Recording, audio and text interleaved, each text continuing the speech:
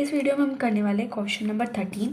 As observe from the top of 75 metre high lighthouse from the sea level the angle of depression of two ship are 30 and 45 if the ship are exactly behind the other on the same side of the lighthouse find the distance between the two ship. इसमें क्या बोल रहा है, हमारे पास एक light house है, ठीक है, जो हमें दे रखा है 75 मीटर हाइट का। इतना मतलब बड़ा है वो, इतना क्लियर है।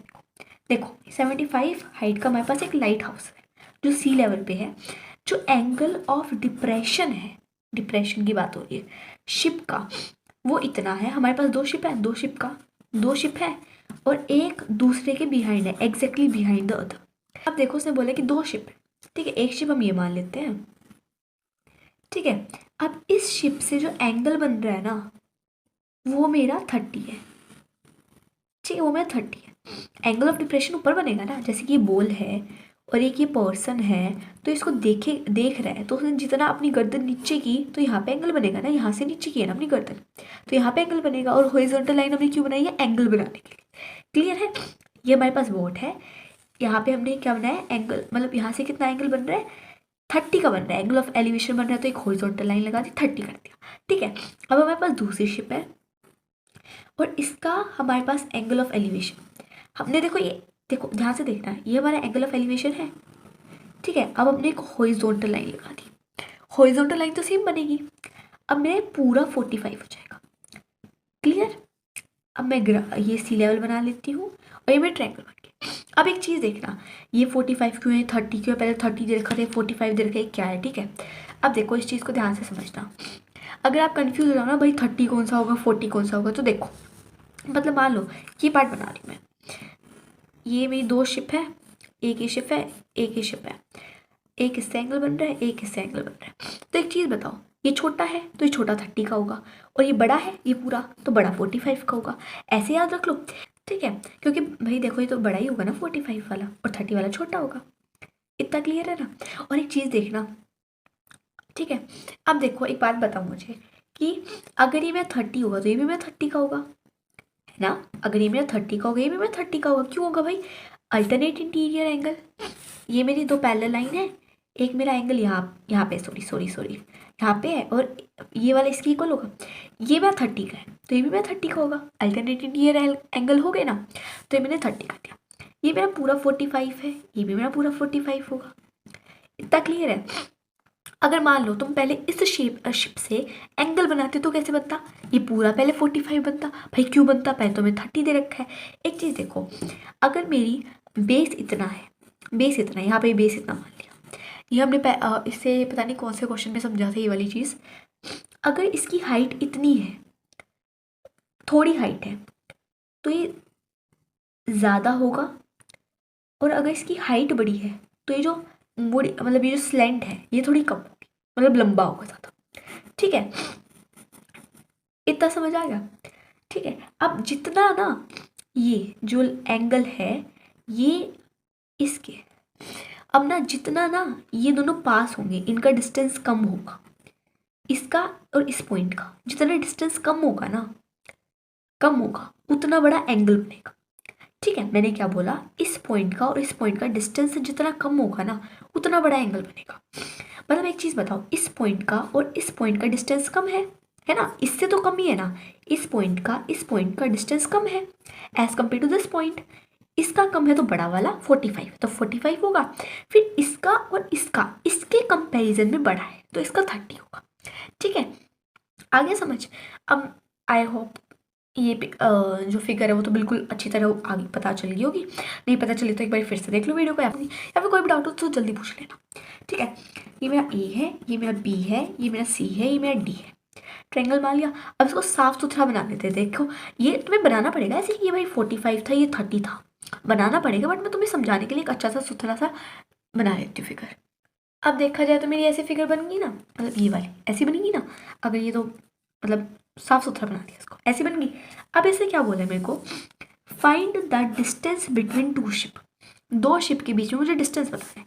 एक तो मेरी ये शिप थी, एक मेरी ये शिप थी, ये वाली और ये वाली, इनके बीच में डिस्टेंस बताना है, मतलब सीधी बताना है मुझे, ठीक है।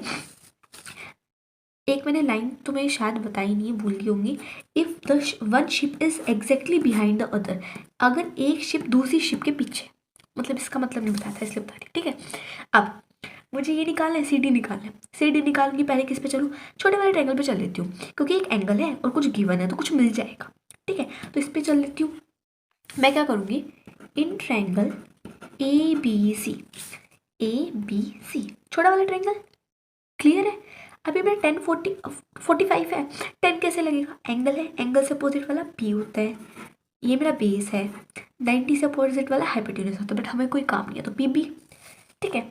तो पी बी मेरा किस में आता है भाई, 10 में आता है, और थीटा मेरे को यहाँ पे 45 दे रखा है, थीटा मेरे को 45 दे रखा है, तो थीटा मेरा हो गया 45, 10 45 होता है मेरा 1, परपेंडिकुलर, एंगल से अपोजिट वाला परपेंडिकुलर ए बी, ठीक है।